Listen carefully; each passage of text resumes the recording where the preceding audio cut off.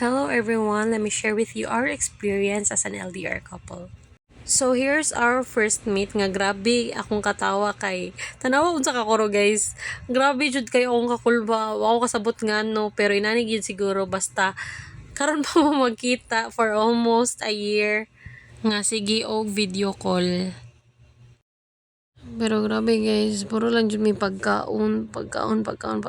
As you can see, sa SNR, sige order, shawarma. Shawarma. Kuan pa ni siya, pandemic days. Makdo, mo na karon buradak na kayo ko. Then, dili mawala ang pag-tour na to sa taga Manila, ari sa Mactan. Grabe kanindot sa view guys, ari ra ni sa Mactan, padungi og Langgo.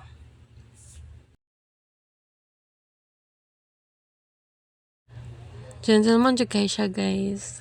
Grabe nakugang ko kay hello, inani din yung feeling. Pero pagpasensyahan nyo na guys, grabe ka kurog kay saan taman. Dili man ni iPhone. Imagine na lang stable siya. Okay? Grabe kanindot sa view.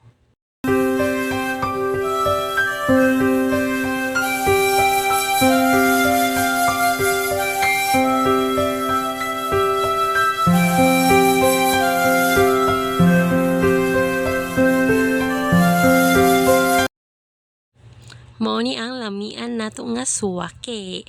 Grabe guys, wa ko kasabot ganon di siya ganahan. Ambot lang kalami sa suwake, samot na ang suka. Lami kayo.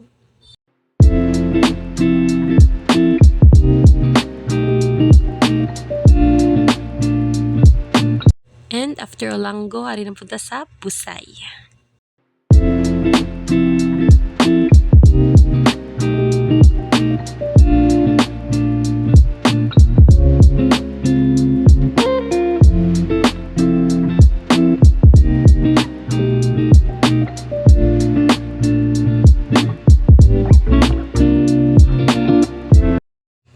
So here's our view at Lyle's Kitchen. Hari sa Busay. Grabe kanindot pero na-timingan mi nga uwan. So super foggy niya. Tanaw among food. Grabe kalami. Japanese food din na siya guys.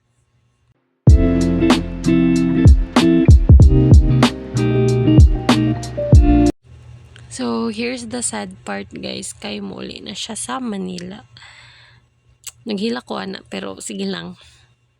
Magkita naman gyapon balik. So that concludes our